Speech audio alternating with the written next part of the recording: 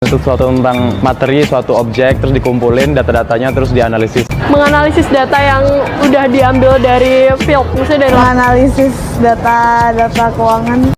Analisa data.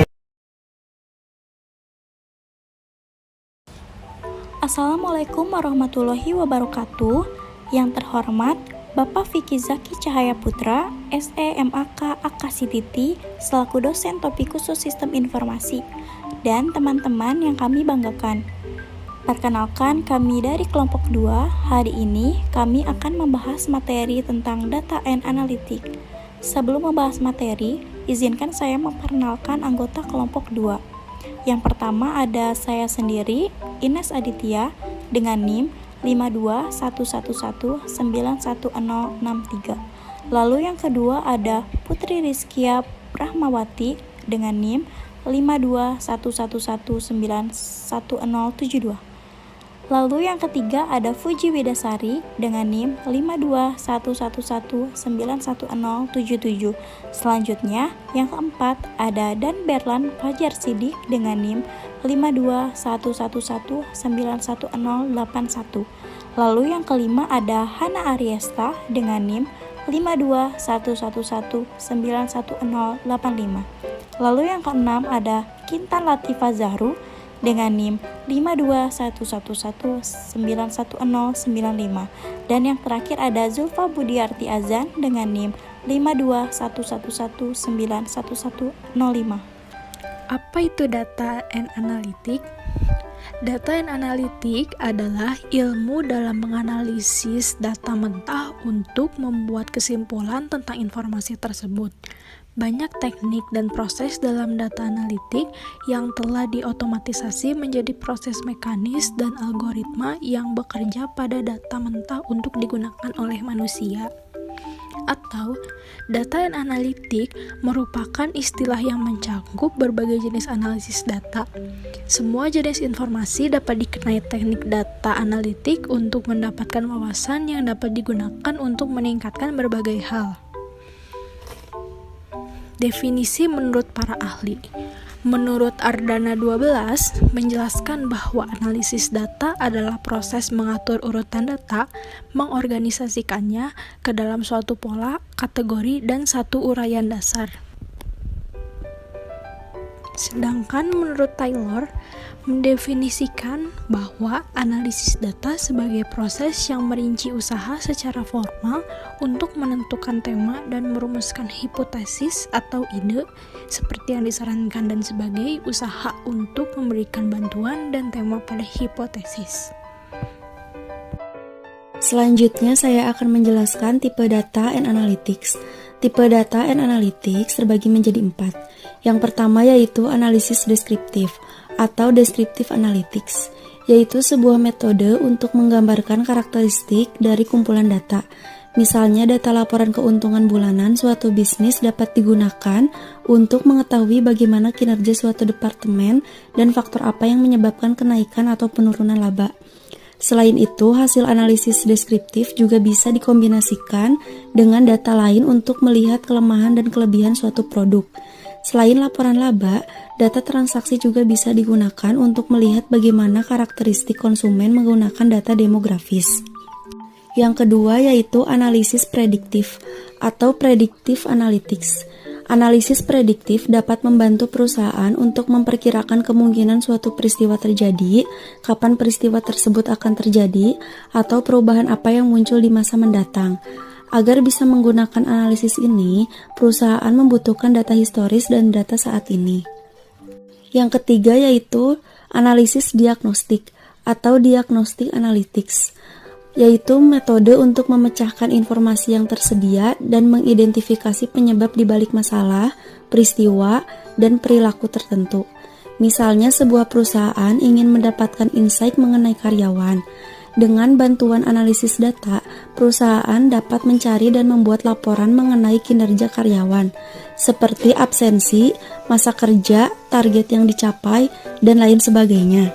Analisis diagnostik biasanya disajikan menggunakan dashboard interaktif untuk menemukan akar penyebab dari suatu permasalahan. Dan yang terakhir atau yang keempat itu analisis preskriptif atau prescriptive analytics. Analisis ini dimanfaatkan untuk memilih dan membandingkan rekomendasi atau solusi mana yang paling cocok untuk situasi tertentu. Contoh pengaplikasian analisis ini adalah pada aplikasi penunjuk arah yang menggunakan analisis preskriptif untuk merekomendasikan jalur tercepat sampai ke tempat tujuan. Selanjutnya saya akan menjelaskan fungsi data and analytics. Fungsi data and analytics terbagi menjadi 5. Yang pertama yaitu mempermudah perhitungan statistik. Data statistika merupakan salah satu data yang sangat penting bagi sebuah perusahaan. Setiap hari, karyawan harus mengolah data-data tersebut untuk digunakan dalam menunjang bisnis yang dijalankannya. Pekerjaan para karyawan dalam menghitung ataupun menganalisa data-data tersebut akan semakin mudah berkat adanya data analytics. Kedua yaitu menjadikan waktu perhitungan efisien. Waktu perhitungan yang semakin efisien juga dirasakan mampu meningkatkan kinerja dari para karyawan, karena mereka tak akan berkutat pada satu pekerjaan saja, sehingga dapat melakukan lebih banyak pekerjaan. Saat kinerja para karyawan semakin meningkat, maka kinerja perusahaan pun akan ikut meningkat. Yang ketiga yaitu memberikan solusi untuk kepentingan bisnis. Data analytics juga berperan penting dalam membantu perusahaan dalam mencari solusi bagi kepentingan bisnisnya. Solusi-solusi yang dapat berasal dari hasil perhitungan data statistik yang telah dianalisa sebelumnya. Dengan begitu, perusahaan akan lebih mudah dalam mengambil keputusan-keputusan yang dapat digunakan untuk menunjang kepentingan perusahaan tersebut. Selanjutnya ada fungsi lain dari data and analytics, yaitu hasil perhitungan yang akurat dan reliable. Penggunaan data analitik menjadikan hasil perhitungan data statistik menjadi lebih akurat dan reliable atau dapat dipercaya. Selanjutnya, dapat membantu riset pasar dari sebuah bisnis. Untuk memudahkan proses riset pasar, perusahaan harus mulai menerapkan teknologi yang tepat. Karena itulah, kini banyak perusahaan menerapkan data analitik untuk memudahkan proses riset pasarnya. Selanjutnya, ada penerapan data analitik di Indonesia. Salah satu perusahaan yang menerapkan sistem pemecahan masalah dan pengambilan keputusan dengan baik adalah PT Garuda Indonesia Tbk. Berkembangnya teknologi dengan pesat membuat PT Garuda Indonesia Tbk menggunakan sistem elektronik dalam memecahkan masalah, seperti e-procurement dalam supply chain management system dan program e-recruitment. E-procurement telah membantu Garuda Indonesia dalam menjalin kesepakatan kontrak, meningkatkan komunikasi dengan pemasok terkait dengan proses pembelian, dan juga membantu Garuda Indonesia dalam mengeliminasi eksternalitas yang bersifat negatif. Sementara itu, proses rekrutmen yang dilakukan oleh perusahaan Garuda Indonesia berbasis online, dengan tujuan agar proses seleksi calon karyawan lebih efisien. Sekian dari saya, akan dilanjutkan oleh rekan saya. Terima kasih. Selanjutnya, penerapan data analitik di luar negeri. Tableau adalah perusahaan analisis data di Amerika Serikat. Mereka memiliki alat untuk membantu mengatur data serta mengaturnya ke dalam bentuk grafis. Baru-baru ini, merek itu dibeli oleh tenaga penjualan. Meskipun berhubungan dengan angka penjualan, mereka masih beroperasi secara individu. Mereka pada saat ini lebih berfokus pada analisis bisnis dan format visual. Dengan sering update, mereka terus merilis fitur baru untuk perangkat lunak. Baru-baru ini juga sangat scalable data peta vektor dibuat tersedia dengan data terbaru tabu analisis perangkat terbaru terupdate. Pada tahun-tahun mendatang diharapkan bahwa brand Tableau pendapatannya akan lintas $1 miliar, sehingga membuatnya menjadi salah satu perusahaan terbaik dalam data analisis di seluruh dunia. Selanjutnya, pengembangan data dan analitik di masa yang akan mendatang. Dunia akan menjadi digital. Era digital berpotensi untuk mengubah setiap aspek kehidupan sehari-hari. Dari membentuk kembali bagaimana cara orang membuat keputusan, meningkatkan pengalaman pelanggan, dan menciptakan model bisnis baru untuk mengoptimalkan rantai nilai untuk tingkat efisiensi yang belum pernah terjadi sebelumnya. Teknologi digital saling terhubung dan menguatkan. Hal ini membuat perkembangan berjalan dengan sangat cepat. Selanjutnya, pengembangan data dan analitik di masa yang akan mendatang. Ada matematika untuk data science.